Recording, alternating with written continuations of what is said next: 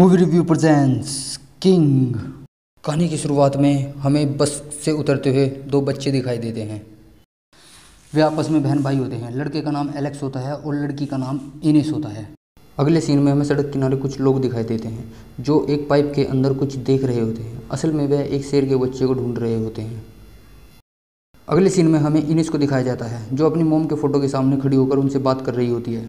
जो dining table पर lady होती है वह इनिस की दूसरी मोम होती है। इनिस उसको बिल्कुल भी पसंद नहीं करती है। इधर न्यूज़ में दिखाया जाता है जो शेर का बच्चा हवाई अड्डे से गुम हो गया था वह मिल नहीं रहा है।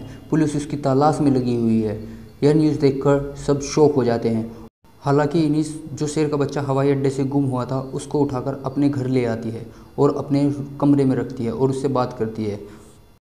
फिर इनिस उस शेर के बच्चे को अपना घर दिखाती है और उसे बताती है वह किस कमरे में रहती है। वह शेर का बच्चा जाकर एक कमरे में बेड पर बैठ जाता है। इनिस उससे बात कर रही होती है। अपने घर का दरवाज़ा लॉक करके दुकान के लिए निकलती है शेर के बच्चे के लिए कुछ खाना खरीदने के लिए और उसको खाना लाकर खिलाती है। अगले सीन में हमें दिखाया जाता है इनिस के घर के बाहर पुलिस आ जाती है। इनिस शेर के बच्चे को लेकर खिड़की से कूद जाती है।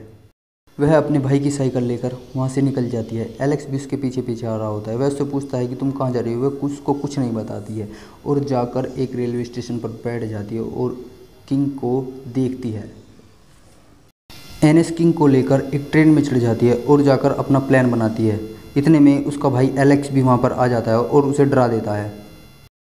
फिर थोड़ी देर बाद हमें दिखाया जाता है कि ट्रेन के अंदर पुलिस आ जाती है। इनिस उन्हें देखकर घबरा जाती है लेकिन वह अपने दिमाग का इस्तेमाल करते हुए उनको चकमा देकर वहां से भाग निकलते हैं। वह दोनों ट्रेन से निकलने के बाद एक डकयार्ड पहुंचते हैं और पूरी रात अच्छे से वहीं बिताते हैं और सो जाते हैं। फिर अगले दिन सुबह हमें दिखाया जाता है वह दोनों एक विश्राम घर पहुँचते हैं।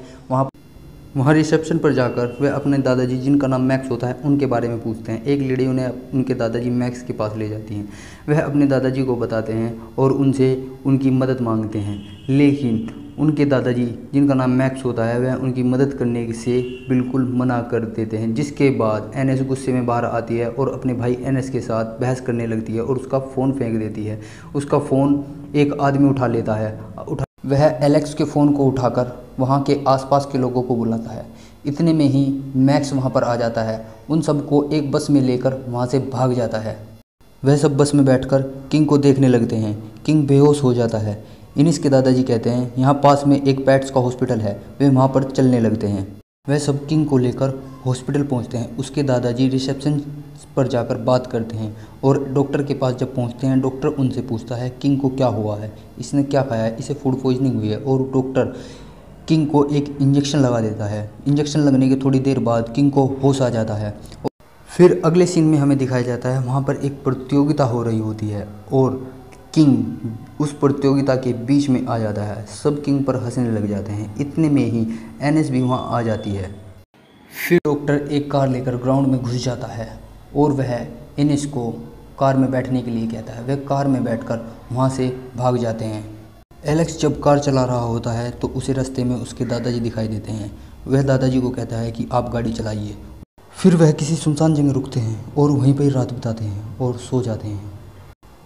अगली सुबह हमें दिखाया जाता है कि किंग एक पहाड़ी से नीचे गिर जाता है। इनिस उसे देख रही होती है। तभी वहाँ पर पुलिस आ जाती है और किंग को उठाकर हॉस्पिटल के लिए रवाना हो जाती है।